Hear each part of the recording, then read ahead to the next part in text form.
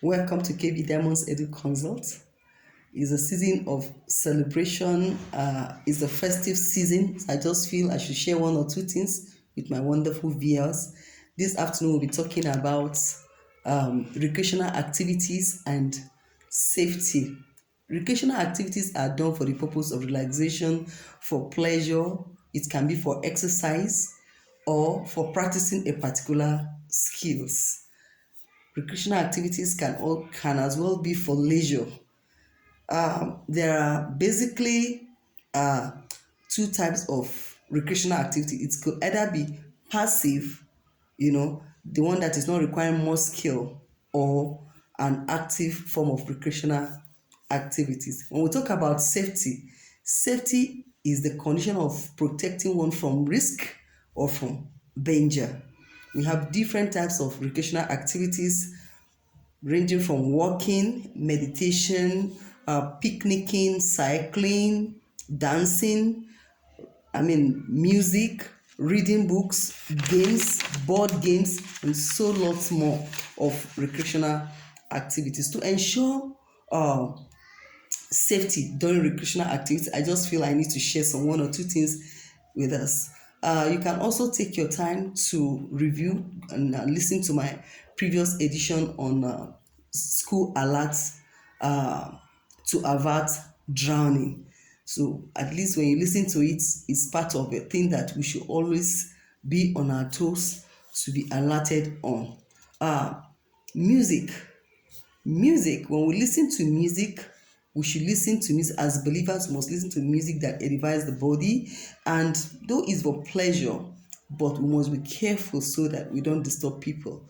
If you want to listen to the music that may be interested to you, may actually be disturbing others. So in that case, you may use an earpiece.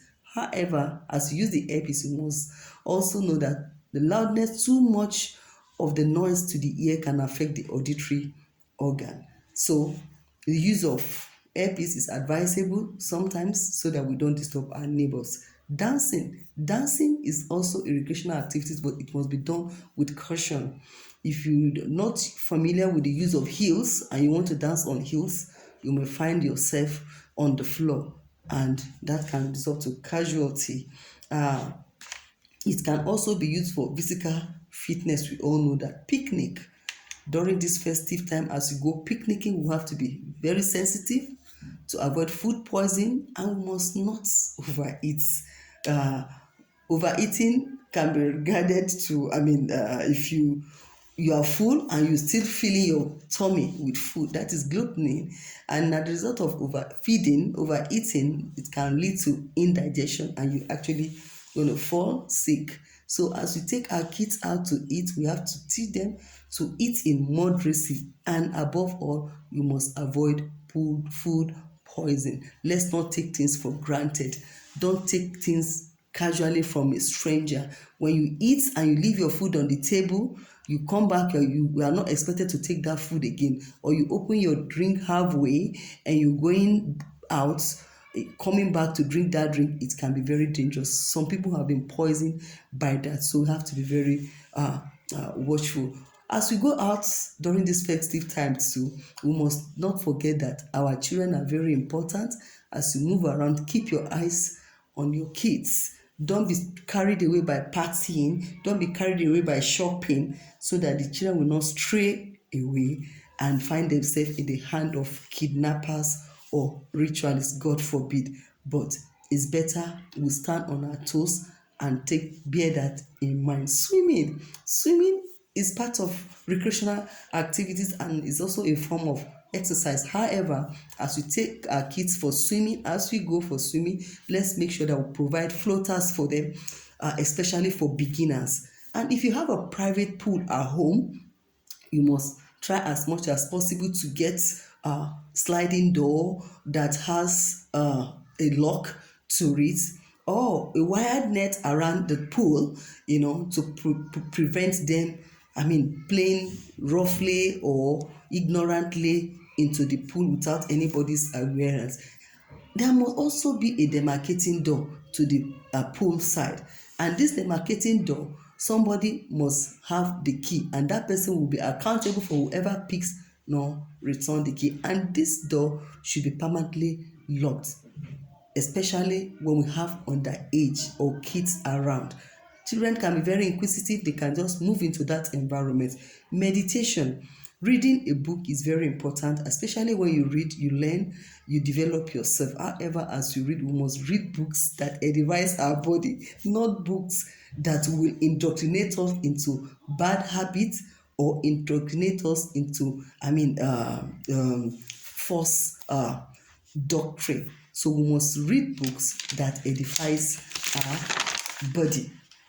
Games, there are different kind of games, outdoor games and indoor games. We have the outdoor games at the park, the roller coaster, hot air balloon, these things, this kind of games, they have rules. We have to follow the rules.